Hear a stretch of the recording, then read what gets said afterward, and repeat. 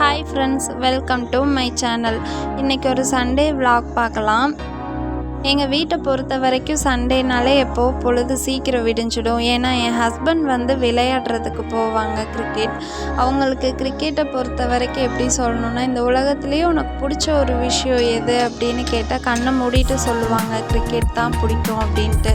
எனக்கும் கல்யாணம் ஆன நாள்லேருந்து இப்போ வரைக்கும் அவங்க இங்கிட்டு போயிட்டாங்கன்னா நாங்களும் இங்கிட்டு எங்கள் அம்மா வீட்டுக்கு போயிடுவோம் சண்டேனா. அங்கே போயிட்டு காலைல பிரேக்ஃபாஸ்டெல்லாம் சாப்பிட்டு ஒரு 11:30 மணிக்கு சமைக்கிறதுக்கு தான் வீட்டுக்கு வருவோம். அவங்க இன்றைக்கி போகும்போதே எங்களுக்கு நான்வெஜ் எல்லாம் எடுத்து தந்துட்டு தான் போனாங்க. இன்றைக்கி மீனும் இறாலும் தான் எடுத்திருக்கோம். இன்றைக்கி மீன் குழம்பு, மீன் ஃப்ரை, முட்டை போட்ட இறால் கிரேவி, ரசம், சாதம் வைக்கலான்ட்டு ப்ரிப்ரேஷன்லாம் ஸ்டார்ட் பண்ணியாச்சு. எனக்கு கல்யாணத்துக்கு முன்னாடிலாம் பெருசாக சமைக்கலாம் தெரியாது. இந்த சட்னி செய்கிறது, தோசை சுடுறதுன்னு இந்த சின்ன சின்ன விஷயந்தான் தெரியும். நான் கல்யாணத்துக்கு அப்புறம்தான் ப்ராப்பராக சமைக்கிறதுக்கே கற்றுக்கிட்டது. நான் எங்கள் அம்மா கிட்டேருந்து ஒரு 40% சமையல் கற்றுக்கிட்டேன்னா மிச்சம் இருக்கிற எல்லாமே என் மாமியார்கிட்டேருந்து கற்றுக்கிட்டது தான். எங்கள் அம்மா வீட்டிலலாம் பெருசாக இறால்லாம் செய்ய மாட்டாங்க. இங்கே வந்து தான் இறால் சாப்பிட்டு பழகுனது. ஃபஸ்ட்டு இவங்கெல்லாம் சாப்பிட்றத பார்க்கும்போது என்னடா இதெல்லாம் சாப்பிட்றாங்களே அப்படின்னு தோணுச்சு. ஆனால் இப்போ என்னோட one of the best favourite டிஷ்ஷில் இதுவும் ஒன்று. இந்த டைம் வாங்கின மீனும் இறாலும் நல்லா ஃப்ரெஷ்ஷாகவே இருந்தது. எங்கள் ஊரில் சனிக்கிழமை நைட்டு 11 மணிக்கு மேலேருந்தே மீன் மார்க்கெட் போடுவாங்க. இப்போ ரீசன்ட் டேஸாக தான் இங்கே வாங்குகிறோம். மற்ற இடத்த கம்பேர் பண்ணும்போது இங்கே மீன் நல்லா ஃப்ரெஷ்ஷாக இருக்க மாதிரி இருக்கும். அதுக்காகவே மீன் வாங்கணும்னு முடிவு பண்ணிட்டோன்னா இங்கே தான் மீன் வாங்குறது.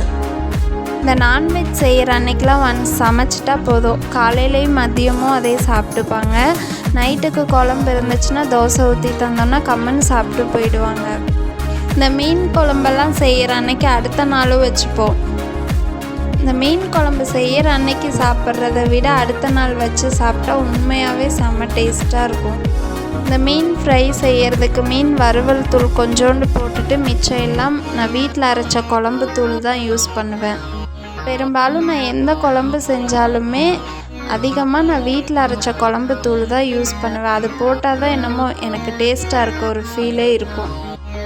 இந்த மீன் குழம்பு என் மாமியார் வைக்கிற மாதிரி தான் வச்சுருந்தேன்.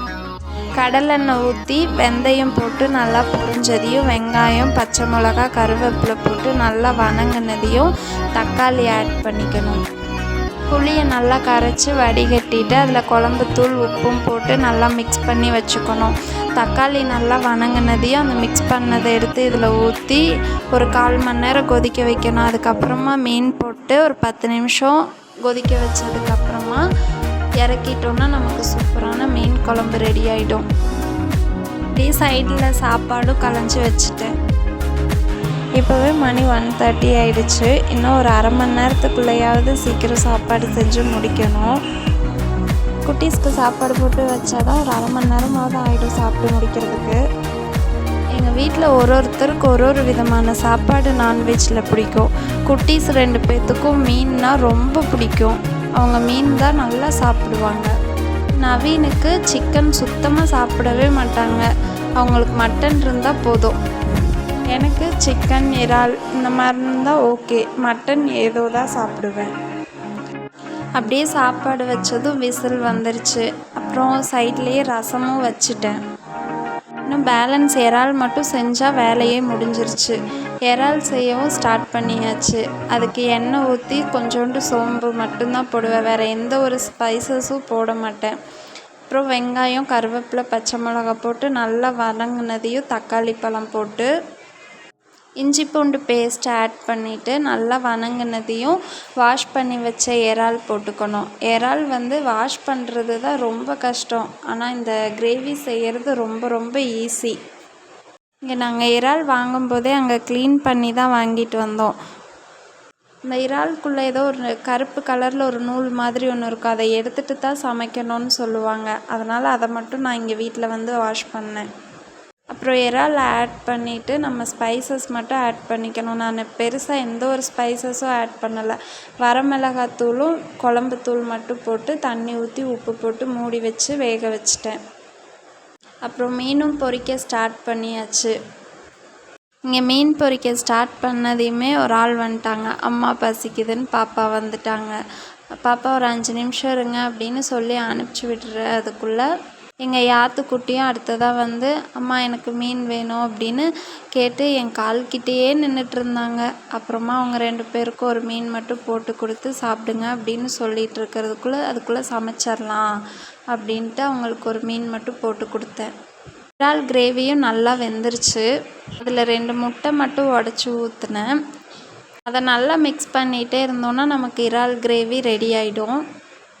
நான் எப்போ முட்டை ஆட் பண்ணாமல் வெறும் இந்த தொக்கு மாதிரி தான் செய்வேன். அதை விட எனக்கு முட்டை ஆட் பண்ணால் இன்னும் டேஸ்ட்டாக இருக்க மாதிரி இருக்குது. எங்களுக்கு அது எங்கள் வீட்டில் ரொம்ப பிடிச்சிருக்கு. அதனால் இப்போல்லாம் இது மாதிரி தான் இறால் வாங்கினாலே செய்கிறது. நீங்களும் இதே மாதிரி ட்ரை பண்ணி பாருங்கள், கண்டிப்பாக சூப்பராக இருக்கும். அப்புறம் சமைக்கிற வேலை எல்லாத்தையும் முடிச்சுட்டு வீட்டையும் கொஞ்சம் க்ளீன் பண்ணிவிட்டு பாத்திரம் 2 3 இருந்துச்சு, அதையும் விளக்கி வச்சுட்டு அப்படியே பசங்களுக்கும் சாப்பாடு போட்டு கொடுத்துட்டேன்.